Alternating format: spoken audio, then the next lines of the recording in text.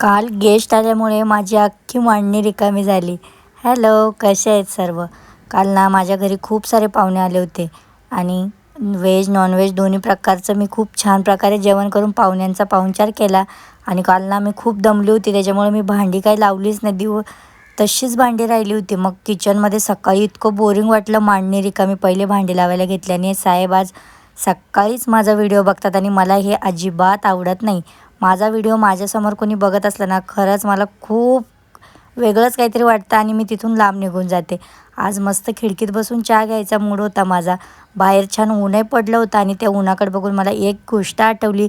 म्हणजे काल साहेब आमचे मुंबईला सुकी मच्छी आणायला गेले होते आणि ती मच्छी उन्हाला लावल्याशिवाय ती घरात इतकी स्मेल देणार म्हटलं. मग पटकन खाली गेली आणि वहिनींनाही फोन करून बोलवलं होतं, कारण त्यांचीही मच्छी वाळवायची होती. मग आम्ही दोघींनी वाळत लावली.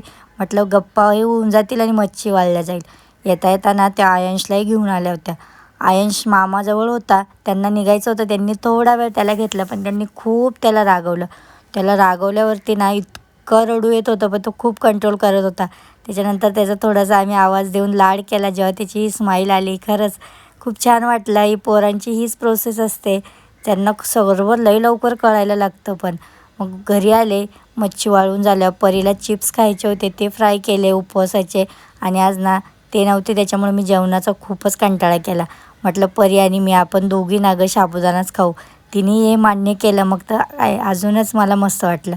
मग पटकन साबुदाणा परतवला.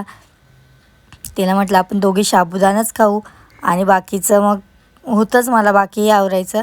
पण सगळ्यात मेन म्हणजे तिचा क्लास होता थोड्या वेळात, त्याच्यामुळे तिलाच पहिले दिलं, बाई तू खा आणि तुझा होमवर्क कंप्लीट करायला घे. होमवर्क ती तसंच ठेवते, निघायच्या टायमाला करते, कारण तिला स्कूल आणि दोन्ही होमवर्क असतात. त्यामुळे मी पण थोडं जाऊ दे वाटते. असा होता आमचा दिवस. चला मग फ्रेंड, बाय.